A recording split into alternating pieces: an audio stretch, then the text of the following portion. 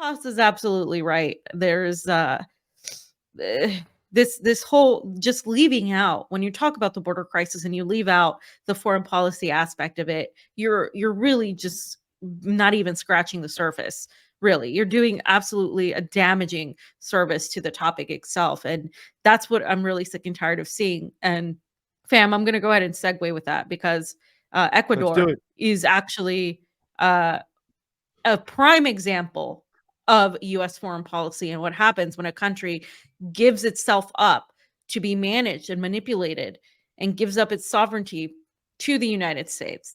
This is exactly what happens. In 7 years, Ecuador went from being the second safest country in Latin America to one of the most dangerous. And you saw these images yesterday coming in.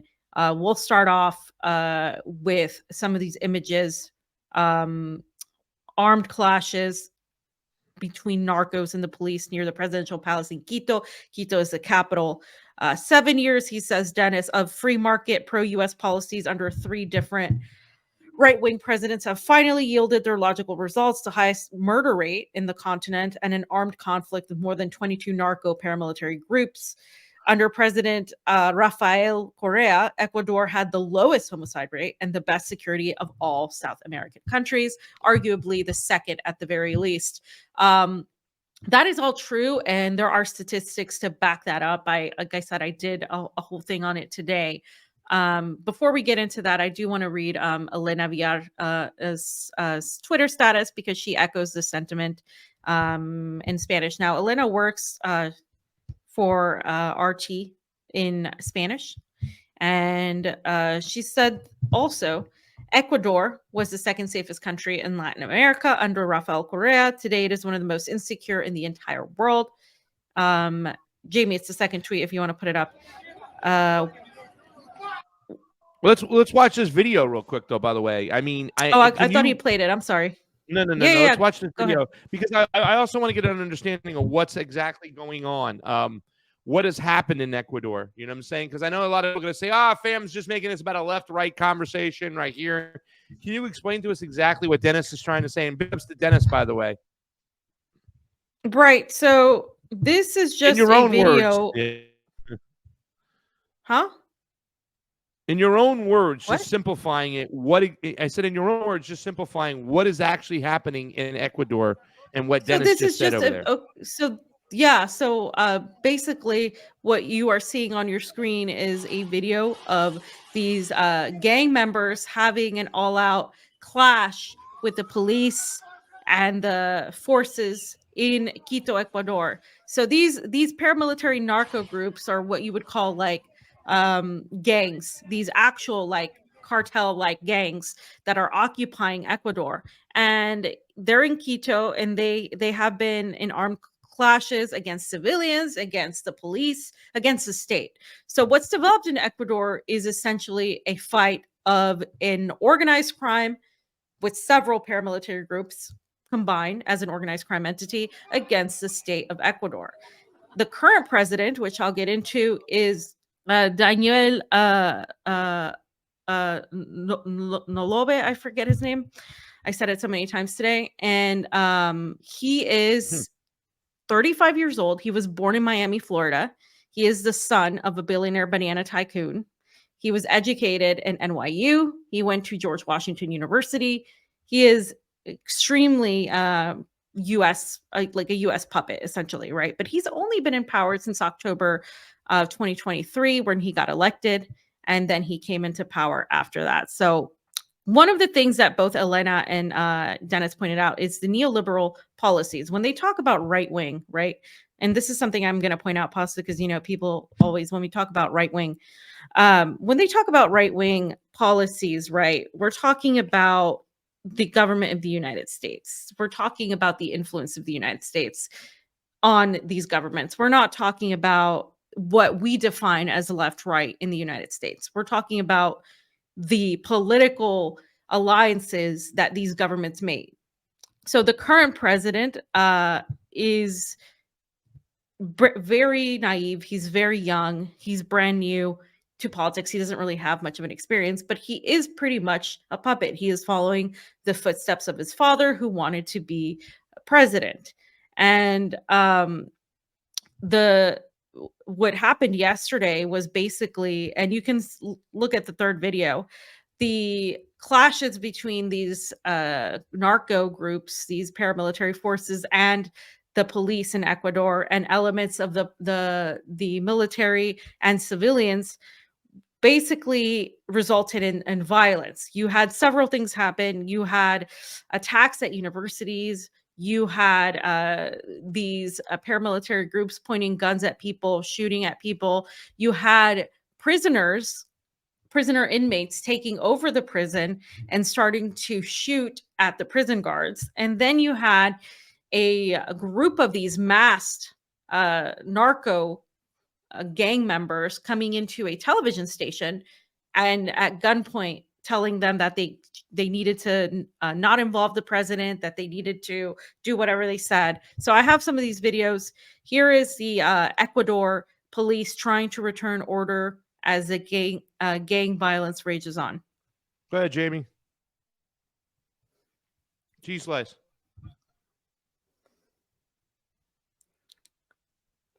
The next one. The video. The It's the video, video. Jamie. It's RT video. The next three are RT videos. So this is Ecuador descending into chaos as criminal gangs run amok. So the RT had some footage here.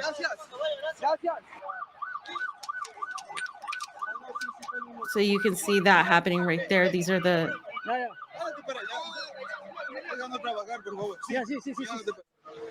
police going after them. So this is like a fight on the streets, right? You're seeing police versus the gang members versus police. Now, these gang members reportedly got some of these weapons from the police themselves.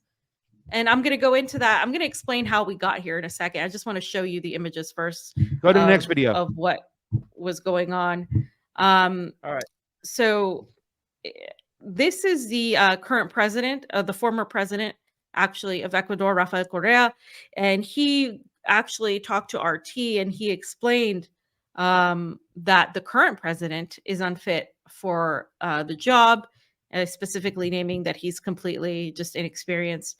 And let's just go ahead and hear some of what he says, because I think it's important to kind of lead into how Ecuador got here. We are in a state of internal armed conflict as organized crime has declared war on the state. And the state must use all legal force to fight back. Our armed forces and national police take to the streets, respond intelligently with full support, using all available resources to defeat these criminal gangs. 7 years of destruction, hatred, and accumulated mistakes. The rule of law disappeared because of political persecution, and today we cry bloody tears. They sowed the wind, and now they will reap the whirlwind. Unfortunately, President Noboa has no experience. He is completely unprepared for this job. But we must unconditionally support him as the country is engulfed in armed conflict. So that's Correa, and he's he's very diplomatic. He ruled in Ecuador from 2007 to 2017, and remember, he was the one Julian Assange, fam. Exactly, he protected Julian Assange, and when Moreno replaced him, he basically betrayed the whole Correísmo movement and started cozying up to the West, and then Julian Assange lost his IMF loan. Yeah.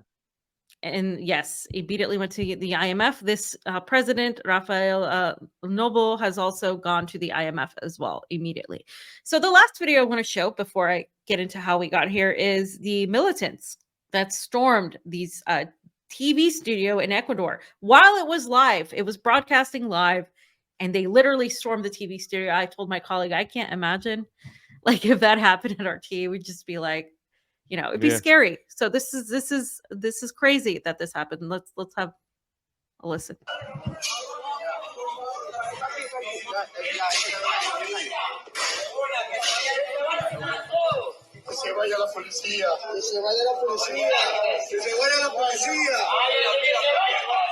So they're making them tell the victims they're making the victims say for the police to go. They want the police to go, to not call the president. So they're threatening them, saying, tell them to send the police away, and so on and so forth.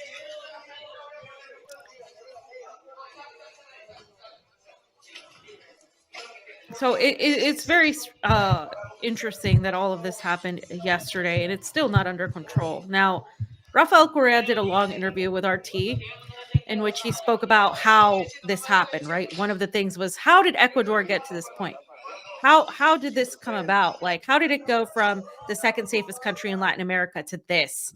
And some of our friends are saying, you know, I haven't even seen this level of violence like ever, not even in El Salvador, not even in other places where this sort of thing did happen. Nayib Bukele's name was brought up because this young man who's 35 wants to emulate Bukele's construction of prison as a sort of method to put these people in there. The problem is, I think he's putting the cart before the horse, because before you build prisons, you need to stop what's actually happening right now on the ground. And so Rafael Correa talked about how in the years after he left, right, the country of Ecuador pretty much started cozying up to the United States, right? So he exited in 2017. And at that point, statistics show that Ecuador had only about 5.8 homicides for every 100,000 people. And then when Lenin Moreno replaced him for a more Western-backed influence, and then Guillermo Lasso, which was the most recent president who was charged with corruption, he was not a liked president. There was the country basically descended into corruption. It empowered these sort of narco gangs, and in an effort to oust anything related with Correísmo, which they saw as like the left, right? Rafael Correa was the left in Ecuador. So in an effort to oust everything, they accepted briberies, they accepted corruption. There was infiltrations in the government and infiltrations within police from these narco entities. So that ended up taking Ecuador to an increase of over 500% in its homicide rate, or 25.5 out of 100,000 people in 2022, up from 5.8. So you're seeing that mass jump. And they also reached high levels of prison violence. So before this happened, there was already a lot of talk about what was going on in Ecuador. I know Pasa and I have been following it because of our friends, but there was 416 inmates that were basically brutally murdered since February of 2021.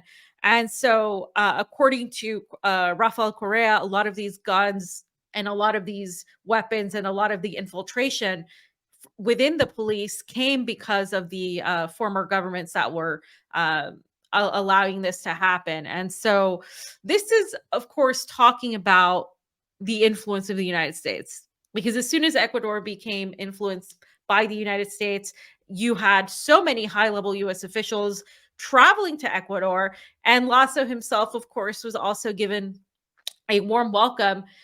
There was the U.S. Ecuador Partnership Act that passed, which was supposedly to strengthen Ecuador's democracy. We all know how that goes, to strengthen relationships with Washington. And in 2022, Laura Richardson of Southcom was there when Ecuador received $730,000 in military aid from the United States, from their military forces. So again, all part of strengthening Ecuador's democracy.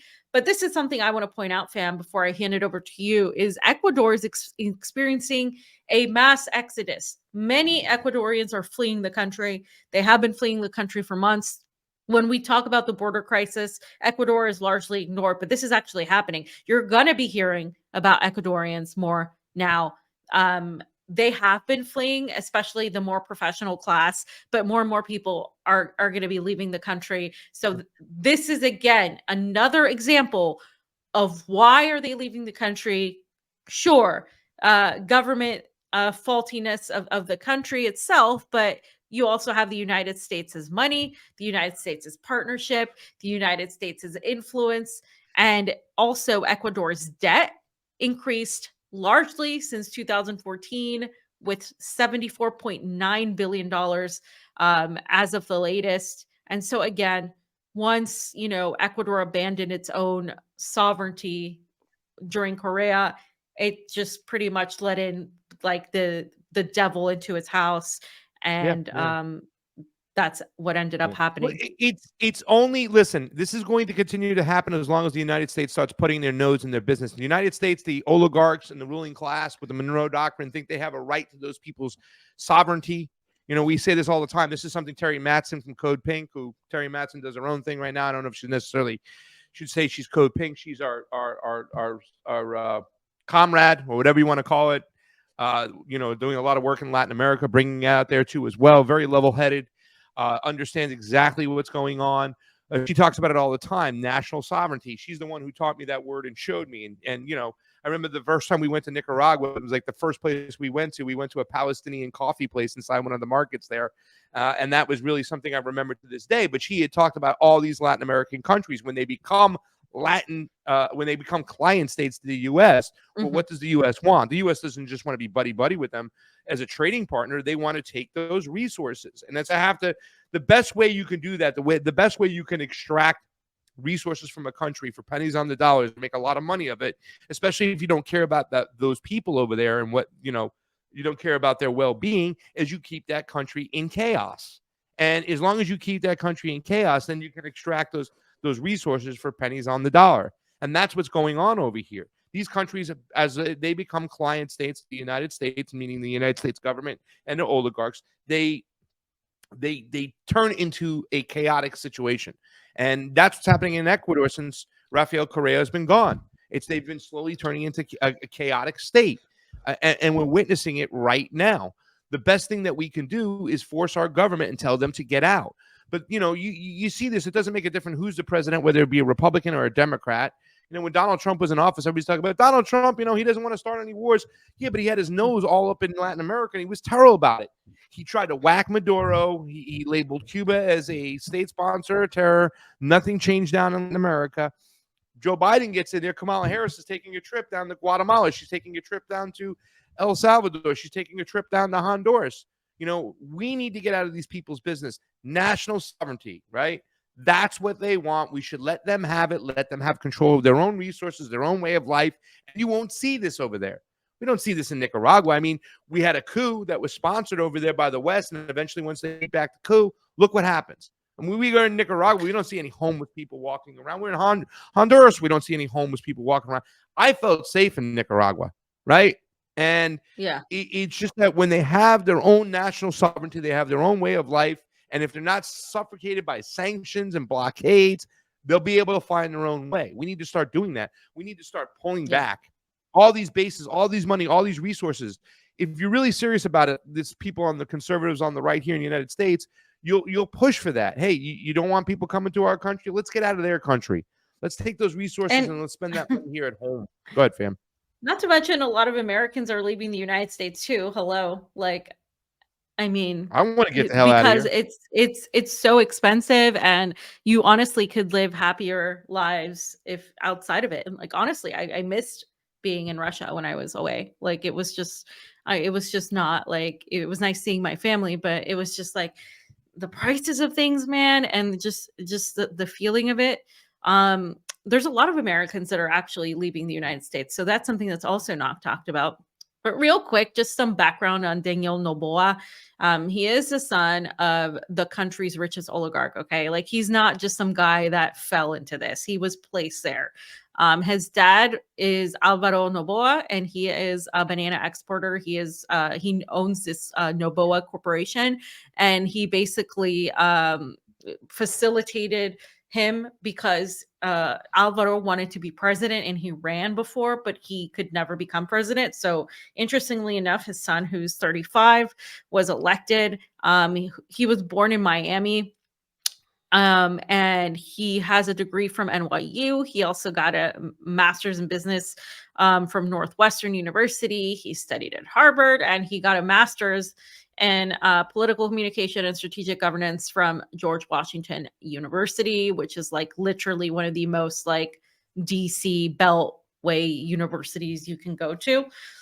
He's extremely anti-Russia. He's pro-Ukraine. He hits all the bells and whistles for like the pro-West type of government. And like I said before, he wanted to secure money from the IMF immediately.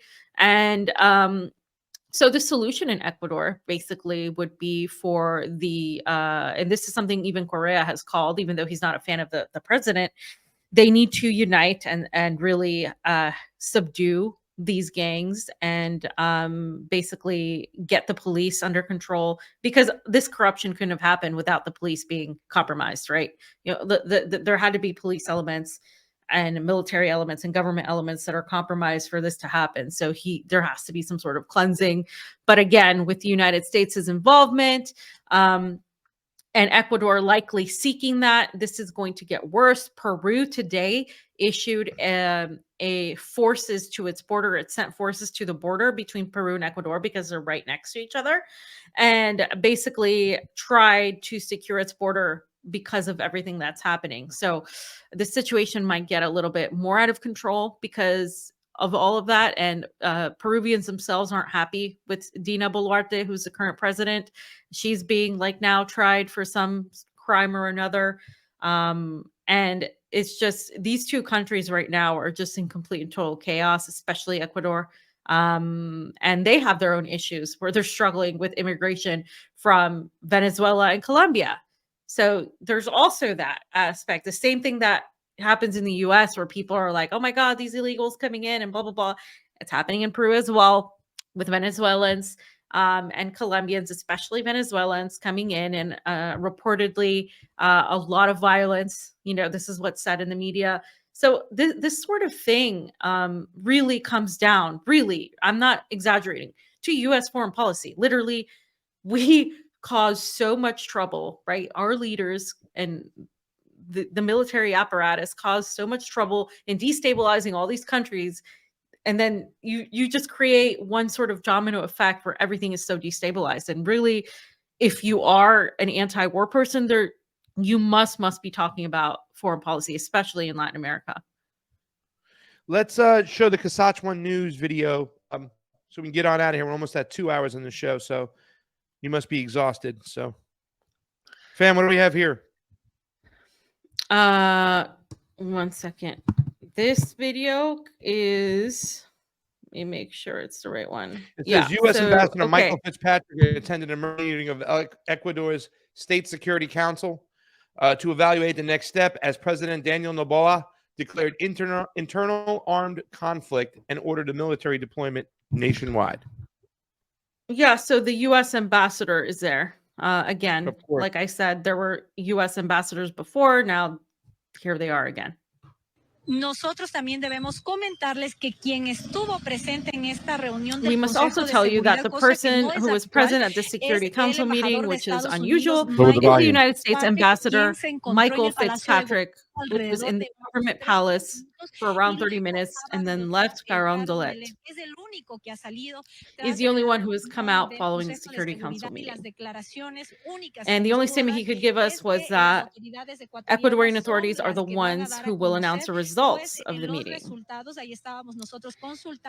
There we were asking the ambassador what had happened in the Security Council meeting, which in an extraordinary way had the participation of the U.S. ambassador, Michael Fitzpatrick. His statements were minimal, as we mentioned. It's the president, the secretary of communication, and the government authorities who will announce what these resolutions are. For obvious reasons, the United States ambassador did not want to speak. Juan Carlos, you have more.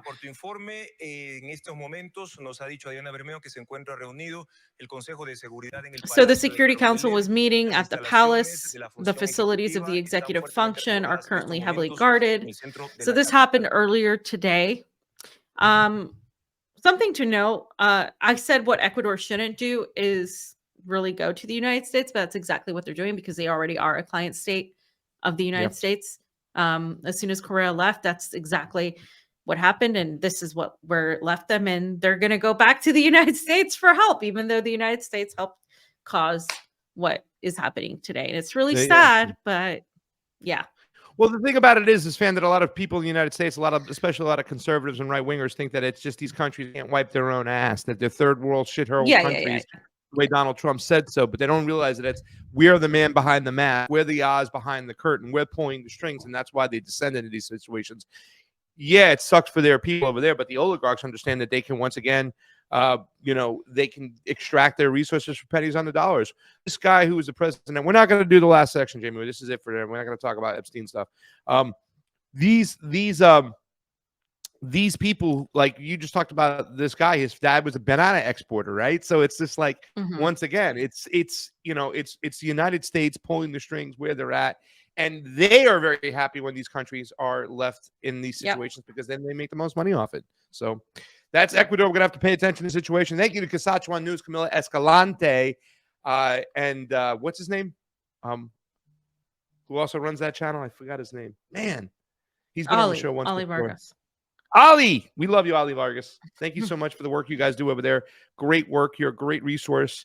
I really wish that more Americans would pay attention to what's going on in Latin America, but they don't. It's just, it doesn't get their attention. They don't pay attention to what happens outside their house, even though it's their own government pulling the strings. So that's it.